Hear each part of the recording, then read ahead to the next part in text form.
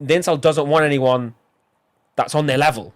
Is it they're being rejected by perhaps those are considered by society to be more desirable? Is that what's made them upset? So you see the Jeremy Carl point. I like it because we'll use it because it's one that we can obviously It's relate easy to. to say reference to, yeah. So, but I would see like someone that we would probably none of us in this room would want. You know what I mean? And she wouldn't be on the high scale of what, you know what I mean? But attraction. someone will, right?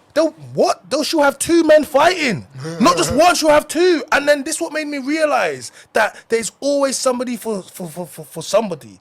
But the problem is a lot of times people don't want to go for their level. Yeah. And this is a lot of the time. So I'm sure that these guys that feel like, that they can't get a woman, it's not that they can't get a woman, they can't get the woman that they pedestalized or whatever. You know what I'm trying to say to you? Sure, absolutely. And I think what's tying into this, and again, I want to express my ignorance on this subject. I haven't done any research, so everything I'm saying is just sort of thoughts off the cuff of my mind. I'm not pretending to be an expert.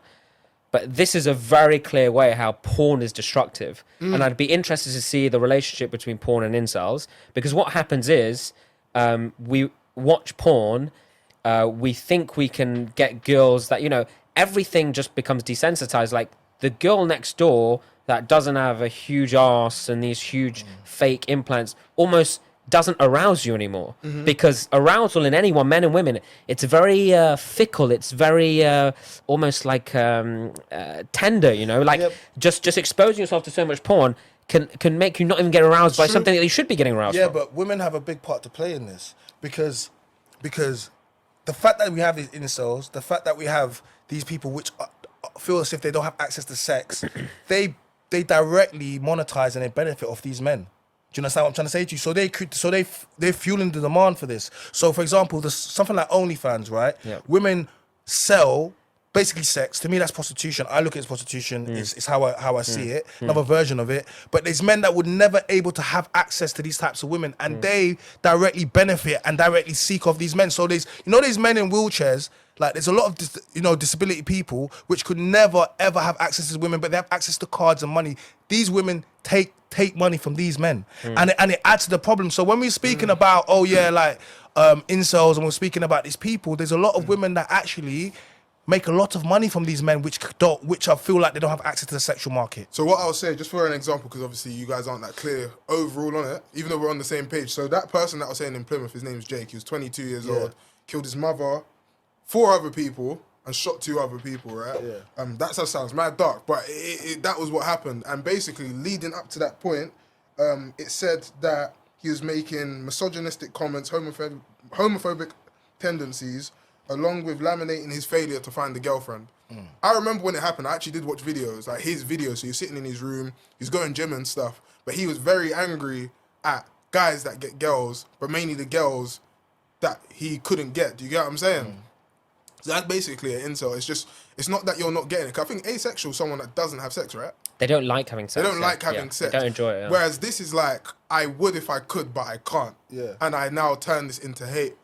Do you get what I'm saying? Go on, China. No, I'm just saying, but there's a lot of things like that though. There's a lot of things where someone gets disgruntled or they, This is their life though, bro. They're like in their 20s and never had nothing. No, but I'm saying like everyone does. They on some level. Listen, Stephen Hawking got married, bro. Swear he cheated as well. He did. This is what I'm trying to say. Anyone can. It's a mindset, right? And it's just that I think if we start saying, because I got rejected by a couple of girls, I need to go shoot up the club. It's like, that's a bit wild. China's making a great point, but my question to you, China, okay, just for the sake of trying to come to this realization, firstly, the point you made about the girls and OnlyFans girls and girls selling themselves, I agree with you that they are part of the problem. You could argue even in a huge part because they're selling the thing. Although, then from a magnanimity perspective, a masculine perspective, as men to our brethren, if we had them in the room now, we'd say to them, hey, do better, be better. Don't succumb, right? We would say that, right? We wouldn't know. We can do both. We can say, sure, but if they came present and outed themselves as being this type of people. So what I'm saying is, I agree OnlyFans and girls at large involved in this space are absolutely an issue, but equally, we could say to the men, hey, boys, don't allow these people to have this effect over you. We can say both, right? But now you said, okay, like Stephen Hawking gets girls, like everyone can get a girl. So then we're getting closer to the problem. I think I'm trying to lead you somewhere. This is why I'm saying this, right? Like, okay, fine, let's say anyone can get girls. What's left then that's influencing this gentleman? And I would hypothesize, although it doesn't align with this. How long ago was this story? About a year ago. About a year. It could be a year then. I think if I agree with you that anyone can get girls, Jeremy Kyle, all the rest of it, the only thing that's left is these inflammatory podcasts that are weaponizing the situation, causing even greater derision, goes far beyond derision to just out and out hatred towards one another. Maybe that is the core problem. What do you mean? Podcasts of the like, you know what I'm talking about, that are causing this derision, bringing on men and women, talking too much about the problem and not enough about viable solutions. I think it's important that we have these podcasts. If you want to anchor it in a podcast, let's anchor it in Fresh and Fit. Yeah, It's okay. enough far removed from us. Yeah. You know what? I've never actually watched Fresh and Fit. I've only ever seen the clips. Nah. But I know what I know. what they're about, though. Yeah, I know. I've been doing this. And I know what they're about. And it's that thing where there's always going to be a proportion of people that are going to like that. It's entertainment. I look at that stuff like it's more like they're more on an entertainment thing, because the people that watch it for, they want to see that. So even when you see over here, they'll be like, oh, you know, if I've been on a podcast and someone speaks a certain way ago, you see the comments be like, oh, you should kick them off because Fresh and Fit want to have that. But, you know, I don't think we get anything by just continuously just arguing with people, going back and forth. Like, I think it gets quite tiring. I do it a lot, and it's not actually what I want to do. But what I find is that a lot of women see you on podcasts, and because they've seen some of the things that you're saying of has been clipped, they come ready to battle. Like, they come in ready to... But I'm never on here to try to battle with a woman. All I'm ever trying to do is speak in a way that they may have not heard before. Yeah. Or how men speak because they haven't... You know what I'm trying to say to you? That's all I'm ever trying to do in a podcast. China, I think you have enough, and I expect you to have enough linguistic skill to like manage conversations for that not to happen. In direct response to your first point, but to your second point, but to your first point, I think you're being awfully kind and careless in your assessment of the potential damage that the likes of, I don't want to vilify them. I have good things to say about Fresh and Fit, not many, but I do have good things to say about them. But I think you're being careless in the damage they're causing, and this idea that you're saying it's just entertainment.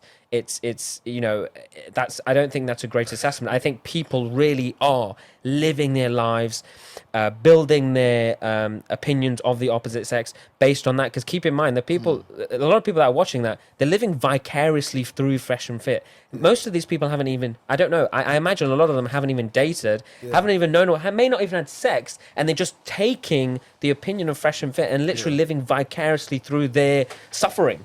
No, you know what? I think it's because I haven't watched it, and I just kind of get a general. So you're probably thinking about certain things that they've said, and you're like, no, this is not entertainment. Versus me just looking at the overall podcast show, bringing women on.